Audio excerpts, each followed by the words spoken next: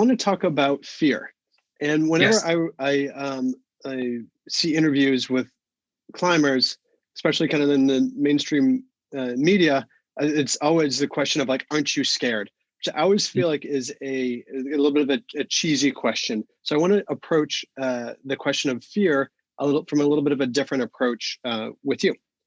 Okay. And I was listening to a podcast, and you were actually talking about your nonprofit called One Climb, which I actually would love for you to tell us a Sure. little bit about. But you you guys were thinking about different go-to-market strategies, different rollout plans, and you said kind of as a throwaway line, you said fear makes you hold on too tightly. And I thought that was a really profound kind of throwaway line. And it was in the context not of climbing, but in the context of business or of your entrepreneurial activities. So I'm just curious. I want to hear more about this idea of like fear making you hold on too tightly. Yeah, absolutely. I mean, there's so many great metaphors for climbing and relating to other things, but in climbing, that's totally true. When you're scared, you overgrip. And when you overgrip, you fall off. It's very simple. Yep. Your muscles go anaerobic, the lactic acid builds up and you fall off, or you get so nervous that you quiver yourself off. So fear is, in that sense, quite counterproductive to what you're trying to do. But, coming back to that line about, holding on too tightly, I think it's always important to zoom out and look at like, what is it that you're actually afraid of? There are certain things that are worth holding on tightly to, like the mission of the thing, or your conviction around how it's going to get done or whatever. There are certain things that I think you do want to hold tightly to, but then there are other things that it's absolutely counterproductive to hold on too tightly because you're scared of what? Like being wrong or not getting credit or things that aren't worth.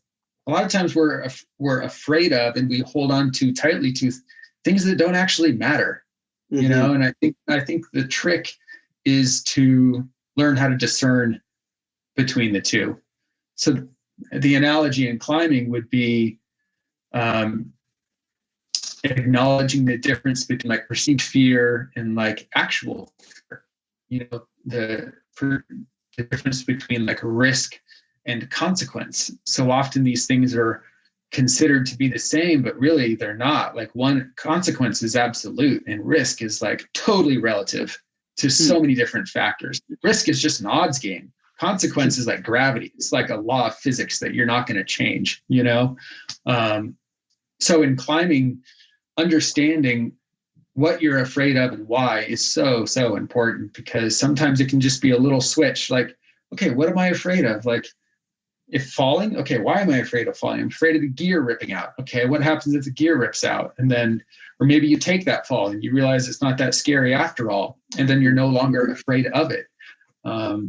It all comes down to getting down to the root of fear and what and why. And answering those questions, I think, is super relevant in every aspect of your life, And I think in this case, you guys were trying to figure out a how, not a what. Like your mission was, you were holding tight to your mission. Yeah. And you knew that you wanted to get kids climbing. I think you should tell us a little bit about One Climb, but sure. Your goal is to get 1 million kids climbing, right? Yeah.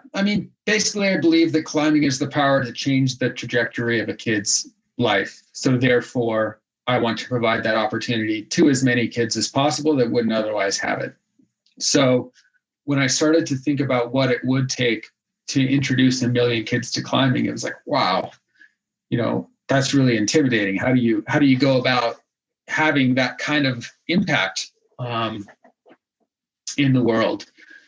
And I settled on the Boys and Girls Clubs of America as an infrastructure to partner with, because they have 4,500 clubs and they serve over 4 million kids a year.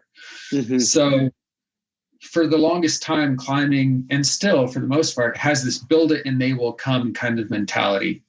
You know, you build these big expensive climbing gyms, and I'm doing that, like, and people will come to it, you know, but that was the only way that people were getting introduced to climbing, was if, you know, you could afford to go to one of these places, you were aware that it existed at all. And if those two things weren't true, you were never going to experience this sport. So I decided to break down the cost barrier and the proximity barrier to climbing by building climbing walls right where kids already are. You know, 4 million kids a year in these boys and girls clubs all across the country. So we fund the building of climbing walls in boys and girls clubs that have commercial climbing gyms within like 15 minutes, so that we can create this partnership between the two. So it connects the kids and it gives them a pathway, so that if they do, if climbing stirs something in them, some curiosity, they have the community support and the gym to help take that to the next level. The walls we build are introductory by design. They're not supposed to be so intimidating and so tall or so hard. So yeah, we thought the strategy, you know, for getting these things paid for would be one thing, and it ended up being something else. Like, there were things that we've definitely let go of and that's been super, super helpful, but we've stayed really firm in our conviction that these are not like short traverse walls, but these are walls that are vertical, that you clip into, that there is like an innovation factor, but a healthy one. And stayed convicted to the fact that like this partnership between the gym, the commercial climbing gym, and the club is just like so important. It's not to, you know, a group of kids a wall. Like, what makes the sport special is not just the sport, but it's the people in the community behind the sport. So we don't waver on that piece of the mold either. But just learning what to keep a tight grip on and what to relax on, and be open to the world surprising you on what the answer is, if that makes sense. Yeah, it is cool. It's been cool to hear a little bit about how that strategy has evolved and the partnerships that you guys are creating. And I'm really excited about the future of One Climb for you guys. And if people want to check for more out about that, where should they go? The number oneclimb.org. Yep. And you can see all of the projects we have going on. We're about to put 3 walls into Brooklyn and the Bronx. So I'm really excited about that. We just did one in Atlanta. We have 3 in LA that have yet to open up yet because of COVID. We built a lot of walls in 2020. We just haven't been able to open them yet. Well, it's good to hear there's some coming in my neck of the woods.